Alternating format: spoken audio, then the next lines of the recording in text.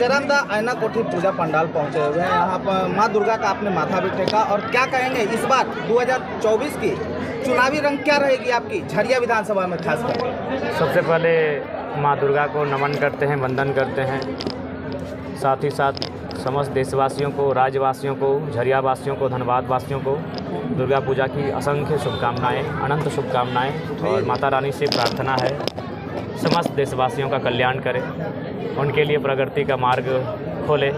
और जहाँ तक चुनाव का प्रश्न है, आप संथाल परगना के दौरे से देख चुके होंगे। हम लोग भी जब गए थे तो गाड़ी में ये चर्चा हो रही थी कि पता नहीं संथाल परगना में लोग सुनने के लिए आएंगे कि नहीं आएंगे, क्या फीडबैक मिलेगा नहीं मालूम। लेकिन संथाल परगना जाने के बाद लगा कि शायद हम धनबाद में ही हैं। वही जनसैलाब, वही उमड़ता हुआ भीड़। और यानी रात को भी संथाल परगना में भी पहाड़ी के तलहटी में, वो भागमा बिहार बॉर्डर के सीमा था, वहाँ लगभग रात्रि के 9-10 बजे तक लोगों ने भाषण को सुनने का कार्य किया। उसके बाद हम लोग साहेबगंज ज़िला गए।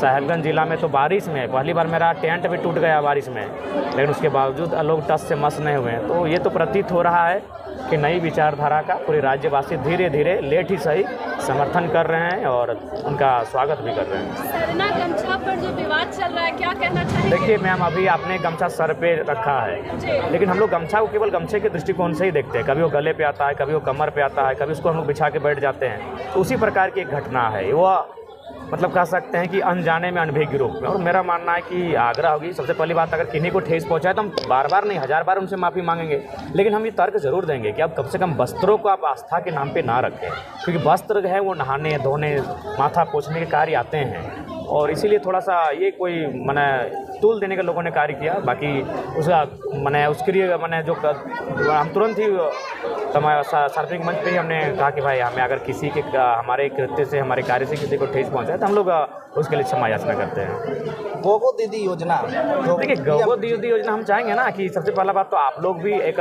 खुद प्रेस चलाइए कि ये बिल्कुल दिग्भ्रमित करने का है। डीसी ने भी अपना तमाम जिलों के डीसी ने ये नोटिस जारी किया है कि गोगो दीदी योजना नाम की कोई योजना अभी नहीं चल रही है। ये केवल और केवल फ्रॉड है, दिखावा है। गठबंधन की सरकार जिसका अभी चल रहा है मैया योजना, ये कितना फैक्टर कर सकता है? नहीं, देखिए फैक्टर नहीं करेगा, क्योंकि आप देखिए CGL की परीक्षा में धांधली, तमाम जो वैकेंसी आया वहाँ धांधली गड़बड़ी हो रही है। तो ये लोग अब समझ गए कि 1000 रुपये में हम लोग नहीं भूल करेंगे।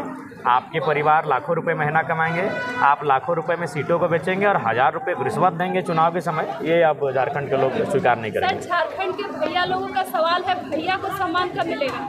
जी, हमारी सरकार में भैया का भी सम्मान होगा। और हमें लगता है कि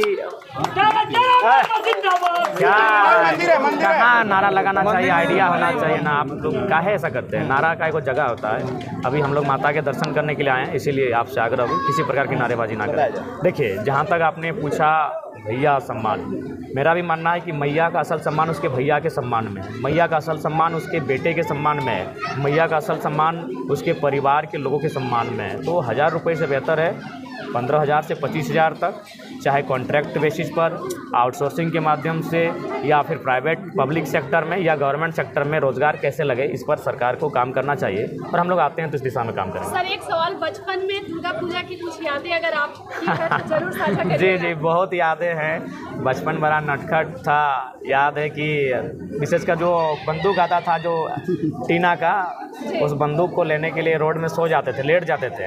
कोई गाड़ी आता था, गाड़ी के नीचे सो जाते थे, जब तक नानी या मौसी मैंने कंफर्म ना करे कि बंदूक खरीद के दे रहे हैं। तो इस बार मेले में कैंची खरीद रहे हैं? जी, इस बार तो मेले में सिर्फ कैंची ही कैंची खरीदा जाएगा। और दुर्गा पूजा मेरे ही नहीं, हमारे जैसे लाखों करोड़ों युवाओं की एक अभिन्न यादें हैं। यादें आपकी भी होंगी, केतकी जी की होंगी, भैया का भी होगा, ये भैया का भी होगा। दुर्गा पूजा एक ऐसा त्यौहार ही है जिसमें बचपन की बहुत सारी यादें एक साथ समाहित हैं। एक सवाल और, झरिया में खास करके कहें तो ये कोलफील्ड इलाका विस्थापित, यहाँ का सबसे बड़ा मुद्दा है विस्थापन, कोलबेरिंग एरिया में खास करके। बिल्कुल, विस्थापन को लेकर हम लोग पहल करेंगे। एक बेहतर और सशक्त विस्थापन नीति बने। और यही नहीं, 40 साल 50 साल पूर्व से ही जो विस्थापन के मामले आधार में लटके हैं, उन मामलों का भी निष्पादन होगा। उन मामलों को भी त्वरित कार्रवाई करते हुए दुरुस्त किया जाएगा। और विस्थापन के अलावा शहर में जो समस्या होती है वो पानी की होती है, प्रदूषण की होती है, तो इस पर भी हम लोग काम करेंगे ताकि शहर का जो वातावरण है उसे स्वच्छ रखा जा सके। भौरा जहाज स्टार में जो आपका जो कार्यक्रम चल रहा था, लगातार धरना प्रदर्शन वहाँ विस्थापन को लेकर के, अभी तक वो मुद्दा क्लियर नहीं हो पाया। जी बिल्कुल, चूँकि जिन लोगों से हमारी लड़ाई हो काफ़ी सशक्त लोग हैं, तो हमें लगता है कि अब राजनीति के माध्यम से उनसे लड़ाई लड़ेंगे और चुनाव के बाद उनसे एक ज़ोरदार तरीके से हम लोग चरणबद्ध लड़ाई लड़ेंगे। जयराम जी, कल एक मीटिंग हुई अधिकार यात्रा से रिलेटेड, जरा उसे विस्तार से बताइएगा। देखिए, अधिकार यात्रा का संबंध ये है कि हम लोग अपने तमाम प्रत्याशियों को, तमाम जो संगठन के साथी हैं, पदाधिकारी हैं, कि आप गांव-गांव जाएं, एक साथ जाएं, हर एक दरवाजे तक पहुंचे, हर एक आंगन तक पहुंचे, उससे अपनी विचारधारा से रूबरू करवाएं, उन्हें अपने झारखंड के अधिकार से संबंधित बातों से परिचय कराएं और कुल मिलाकर लोगों के साथ कनेक्टिविटी बनाएं। ये हम ठीक। झरिया वालों को बलिया वालों ने लूटा है क्या?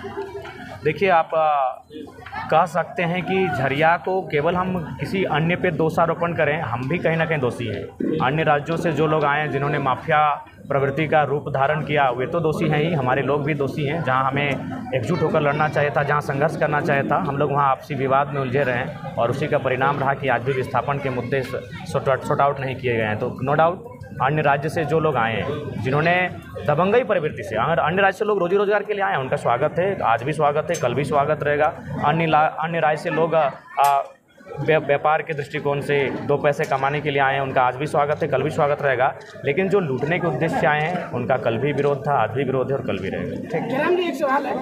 15 साल यहाँ भाजपा की सरकार ये झरिया विधानसभा में रही है और उसके बाद 5 साल यहाँ से कांग्रेस की रही है, लेकिन यहाँ की समस्या धरातल में अभी तक वही समस्या की समाधान नहीं है। देखिए, आप भी जानते हैं कि यहाँ जितने भी कोलियरी हैं, वहाँ जितने भी स्थापित राजनीतिक दल हैं, उनके नेताओं को कमीशन बंधा है, तो नेता मजबूर हो जाते हैं। जो पैसा CSR का फंड हो, जिला में जो DMT फंड हो, जो पैसों का उपयोग जन सुविधा, मूलभूत सुविधाओं का निराकरण के लिए किया जाना चाहिए, वे पैसे नेताओं मंत्रियों की जेब में चले जाते हैं कमीशन के रूप में। और नेता मंत्री अगर चुप हो जाएंगे तो लोकतांत्रिक देश में हमें लगता है कि वहाँ मीडिया का रोल अहम होता है। आप ही उन्हें न्याय दिला पाएंगे, हमें आप चाहता है। धन्यवाद, भारत, नमस्कार।